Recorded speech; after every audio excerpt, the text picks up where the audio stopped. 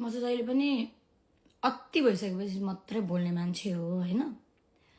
पहिला तपाईहरु यो भिडियो हेर्नु अनि त्यस पछाडी म बिस्तारै सबै कुराहरु क्लियर गर्दै जान्छु है त। लिभ इट त्यहीबाट कट गरौँ एलिनाकोतिर मोड है दिदीले कट हान्दैन यो त अफलाइन है। ल अब देख्नुभयो हैन, उहाँको इन्टेन्सन भनेको चाहिँ मेरो नाम लिने, इन्टरभ्यु लिने मान्छेलाई मेरो बारेमा सोध भनेर भन्ने अनि त्यस पछाडी भाइरल हुन्छ भनेर चाहिँ उहाँको इन्टेन्सन रहेछ। अनि यो वाला क्लिप चाहिँ के भएछ भने एडिटै नगरिकन बिर्सेर आएछ के युट्युबमा आज भन्दा 4-5 दिन अगाडिको कुरा है यो चाहिँ। अनि त्यसपछि मेरो फ्यानहरुले त हेर्छन्, 1300-1400 भ्युज गएको थियो अनि हतार उहाँ डिलिट भयो त्यो। अब किन कसरी डिलिट भयो मलाई थाहा छैन, तर मलाई चाहिँ यो स्क्रिन रेकर्ड आइसकेको थियो। त्यस पछाडी मैले उहाँको इन्टेन्सन थाहा पाएँ क्या, इन्टेन्सन थाहा पाएँ कि उहाँलाई चाहिँ अब मेरो नाम लिएर चाहिँ आफू चल्नु पर्ने रहेछ भनेर चाहिँ मैले उहाँको इन्टेन्सन थाहा पाएर मैले उहाँलाई चलाइनँ। त्यस पछाडी फेरि उहाँ अर्को पोडकास्टमा जानुभयो अनि सिक्रीको कुरा निकाल्नुभयो। सिक्रीको कुरा चाहिँ के भएको थियो भने उहाँले चाहिँ अरू लुगाहरू लगाउँदाखेरि त्यो सिक्री नसुहाएर नानी यो सिक्री राखिदेऊ न है, यो लुगामा सुहाएन हराउँछ घाँटीमै लगाएर राखिदेऊ भनेर भन्नुभयो मलाई है।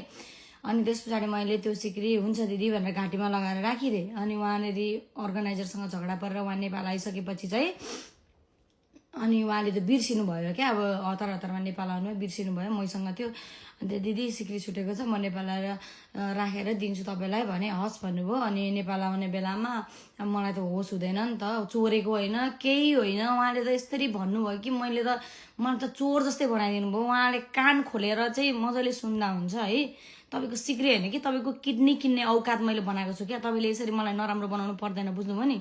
दिल म औँला ठड्याएरै भन्छु तपाईँलाई बुझ्नुभयो, तपाईँको साँच्चै कि मैले तपाईँको किडनी किन्ने औकात बनाएको छु के, त्यति दुःख गरेको छु मैले बुझ्नुभयो।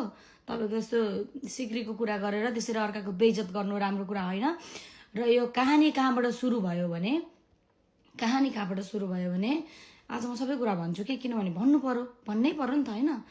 उहाँ चाहिँ के रहेछ भने उहाँको चाहिँ ढाडको नसा च्याप्पिएको रहेछ पहिल्यै, नेपालमा हुँदाखेरि ढाडको नसा च्याप्प्याएर चाहिँ थेरापी गर्नुभएको रहेछ। डक्टरले चाहिँ उहाँलाई चाहिँ अपरेसन गर्नु, तपाईँ चाहिँ फ्लाइटको लागि रेडी हुनु हुँदैन भनेर भनेको रहेछ है। त्यस पछाडी उहाँले म त अमेरिका जान आँटेको डक्टर भनेर चाहिँ उहाँले चाहिँ अपरेसन नगरिकन रोग लुकाएर अमेरिका आउनु भएछ, दबाई पनि नबोकिकन, किनभने त्यो दबाई चाहिँ फ्लाइटमा चाहिँ बोक्न दिँदैन रहेछ। अनि उहाँले अमेरिका आउनको लागि चाहिँ आफ्नो रोग लुकाएर आफ्नो ज्यानको परवाह नगरिकन अमेरिका आउनुभयो। अमेरिका आएपछि उहाँ बुरुक त्यो जम्पिङमा उफ्रेकोवाला भिडियो मेरोमा गएर हेर्नु, त्यहाँ उफ्रिनु भयो, के गर्नुभयो, हिल्लाएर नाच्नु भयो। त्यस पछाडि त्यो बेडमा 2-3 दिनसम्म त्यो सुते गरेर उहाँको नसा च्याप्पियो, ढाडको नसा च्याप्पिसकेपछि चाहिँ यहाँ हामीले डक्टरलाई पनि फोन गर्यौँ। अब त्यो अर्गनाइजरले मसँग नराम्रो हुनुभयो भन्दैमा मैले सत्य कुरा भन्न छोड्नु हुँदैन बुझ्नुभयो। उहाँले राम्रो गरेको कुरालाई राम्रै भन्नुपर्छ। उहाँले डक्टरलाई फोन गर्नुभयो, उहाँको जुन अर्गनाइजरसँग मेरो पनि झगडा परेको थियो, उहाँले डक्टरलाई फोन गर्दाखेरि चाहिँ उहाँलाई नेपाल पठाउनुहोस् भनेर भन्नुभयो है। अनि उहाँले चाहिँ म थेरापी गर्छु, म नेपाल जान्छु, उहीँ गएर ठिक हुन्छु, के गर्नु त नि मेरो कर्मै यस्तो रहेछ भनेर हामीसँग रोएर अङ्गालो मारेर उहाँले बिदाई माग्नुभयो। अनि हामी हाम्रो प्रोग्रामतिर लागेपछि बिच बाटोमा पुगेपछि उहाँको दिमागमा के घुम्यो थाहा छैन।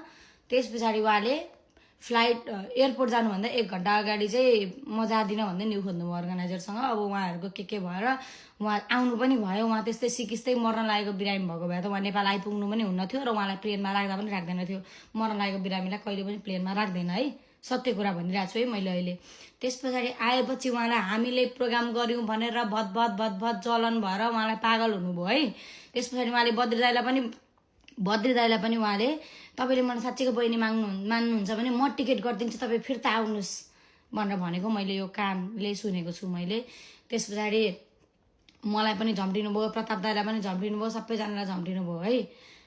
भगवानले मुख आफैलाई दिएको छ सबैजनालाई, मलाई पनि नराम्रो भएको हो, म आफै आएँ। मैले प्रताप दाइले मेरो लागि बोल्दैन, मानवता नभएको, बद्री दाइले मेरो लागि बोल्दैन, मानवता नभएको भनेको छुइनँ। अहिले पनि मेरो सम्बन्ध एकदम बद्री दाइ र प्रताप दाइ मेरो एकदम मेरो मनको प्रिय दाइहरू हुनुहुन्छ अहिले पनि है।